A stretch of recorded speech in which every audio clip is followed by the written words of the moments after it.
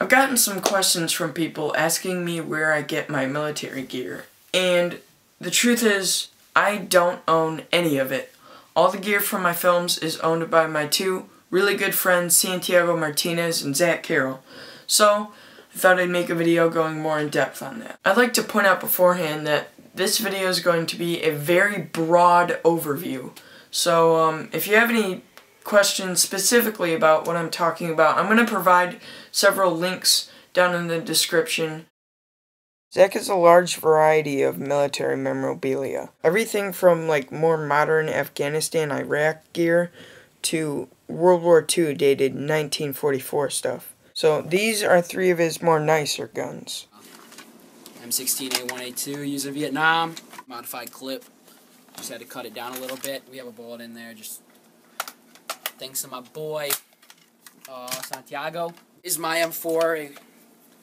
Yeah, it's with a red ACOG scope, tactical flash. It's full metal, real heavy, actual weight. Used in Afghanistan, Iraq. Great gun. This is my favorite gun is the M4. Full metal M16A4. This is actually more used in Afghanistan. It's because it's the A4 series. They usually use the A2, A4, A3 in Iraq. So there's that series. As you can tell from doing just a simple eBay search, war memorabilia can get expensive, especially when it comes to World War II.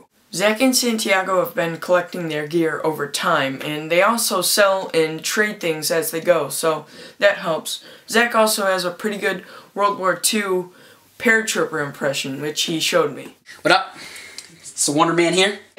So we're going to open up this Foot Locker over here. This is a 1950s original, used in the war. They actually parachuted down with this. He brought it home. Got it for like 56 bucks. It was a bargain. Used in Korea from paratroopers. It's a parachute, real long, real long. So there's that. It's an original World War II paratrooper helmet, and it's got the scrim and the netting and all that. M1 Garand cartridge belt. M1 Garand bayonet. 1943 dated canteen. People get really picky when it comes to how historically accurate your actors look, and which is understandable because you want your film to be realistic and you want it to be historically accurate.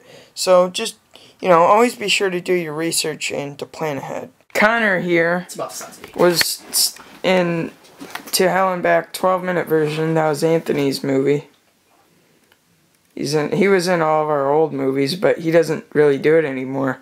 Why don't you be in our movies anymore, Connor? Black man's gonna have shit.